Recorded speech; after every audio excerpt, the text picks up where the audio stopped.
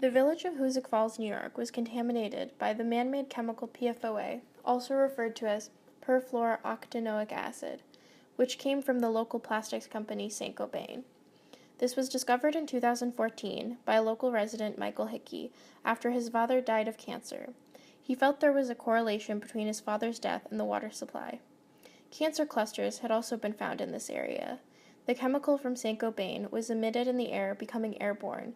Through precipitation, the PFOA chemical went into the soil of the watershed located in Hoosick Falls, therefore polluting the local crops and private wells within the area.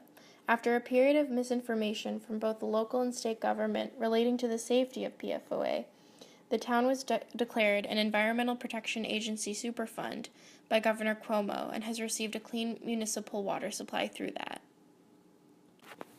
I conducted my research through participant observation at panel discussions designed to inform the public on the scientific and political information surrounding the contamination. I was able to explore these events as a medium of distribution of information, as well as observe the way that the residents interacted with this information through audience attendance and participation. This particularly opened my eyes to the disconnect between scientific data and the ability for community members to fully understand it. The panels often became divided between those who understand and those who do not. This has led to division and frustrations between those who are on the panels and those who are in the audience. I also interviewed residents and non-residents who have been impacted by this issue. They all informed me of divisions in the community, which have been forever changed and sometimes even have ruined relationships. The everyday experiences of the residents when the chemical was still in the water was full of emotions such as anxiety and stress that has not fully subsided since the discovery of PFOA. Anger and betrayal were also emotions described to me.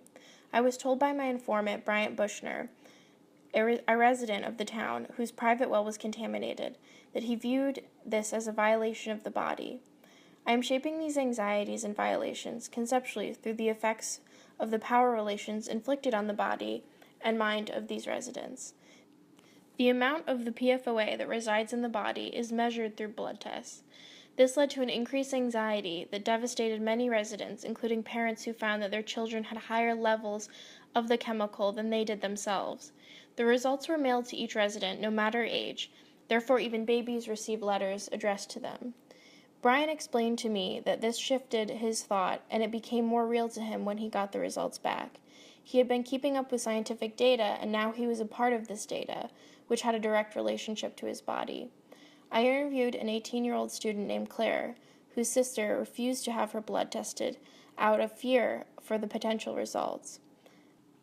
Claire also spoke to me about feeling unsettled by the fact that she had been drinking the contaminated water for years, and it had been poisoning her. Memories of drinking it with no concern led her to rethink her relationship to water. She felt that she had taken clean water for granted. This shift in the perception that Claire described to me was something that others expressed too, even if they did not live in the town or have contaminated water. People were now more concerned about the status of their water more generally. There are over 80,000 potential chemicals that could be in any water supply, but they are not all tested for, therefore showing just how common water contamination can be. The ritual of water use was something that changed after the water was declared contaminated and continues to be a part of life after a clean water supply. When the contaminants were discovered, the residents were told not to drink or cook with the water and take quick showers. The residents were given water bottles to cook and brush their teeth with. Claire explained to me that she is still suspicious of the water and that she continues to stick to bottled water and take very quick showers. Not only did the water usage rituals continue, but it seems as though anxieties and fears were also ritualized. I was told that one resident obtains their water from a stream in the woods because they do not trust any other source. Rob Allen, the newly elected mayor of Hoosick Falls, uploaded a video on YouTube to show how to implement safe and easier ways to use bottled water to replace the tap.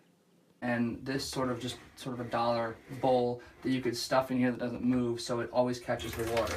But again, keeping the toothbrushes low was one of the trickiest things for them to get used to. The other tricky thing is when you're spitting out not to use the faucet. So maybe you want to put a piece of tape over the faucet so you remember not to use it and you go back to here for rinsing. This also reflects the effects of neoliberalism and the implications that it can have. The mayor that the town had when the issue first came to light was not as anxiety-ridden as my informants were. He told the residents that it was a personal choice if they wished to switch over to bottled water rather than to promote drinking clean water. Therefore, the previous mayor's position adhered to personal freedom and limited government control or regulation. Although neoliberalism attempts to seem as though freedom and personal choice are the main components, freedom does not include protecting companies' jobs, property values, at the expense of poisoning a community.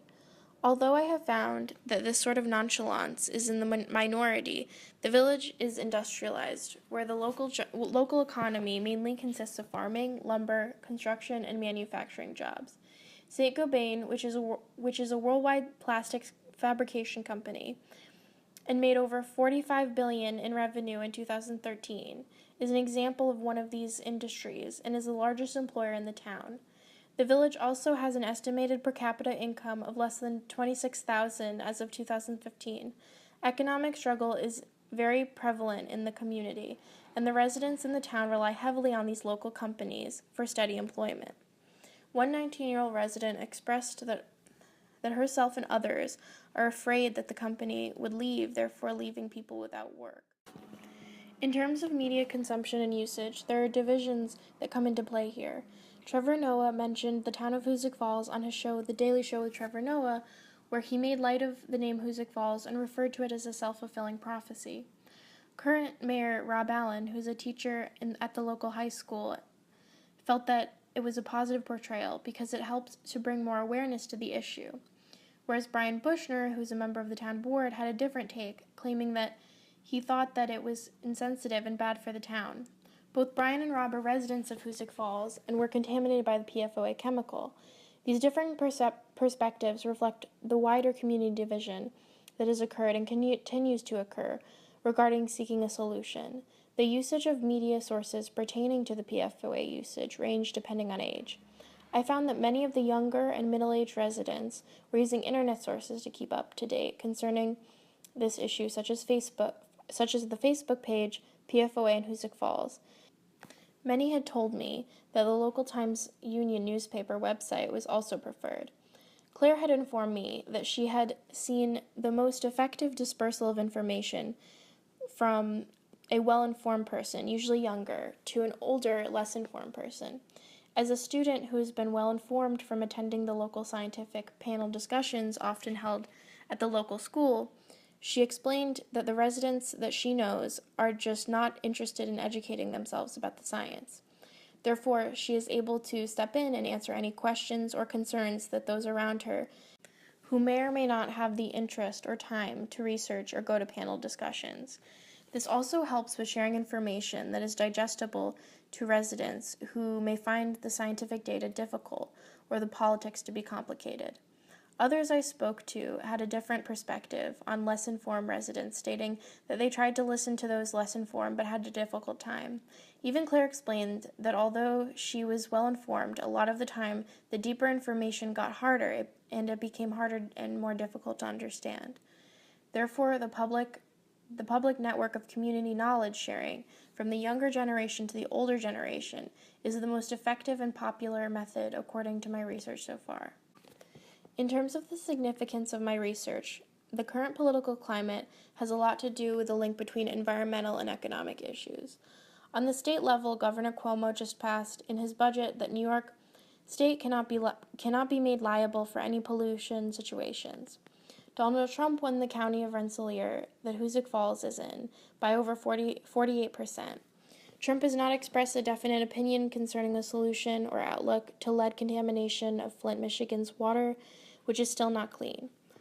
He has also expressed no concern for global warming and has referred to the science behind it as a hoax. One of his main justifications for the lack of concern is the growth of industries that cause environmental harm, such as the coal industry. This is something that has occurred in the thought process of many residents in the town of Hoosick Falls, Economic concern for industry and property values were some of the first things considered by the local government and former mayor when the chemical was discovered. There has also been a new bill that has been introduced to terminate the EPA in 2018. Without the EPA, Hoosick Falls would not have been able to become a Superfund site and therefore have a clean municipal water supply. If this bill is passed, other vulnerable communities could continue to be disenfranchised for the purpose of deregulation in order to allow less regulated private industry, which could have even more of a devastating outcome than what is already occurring.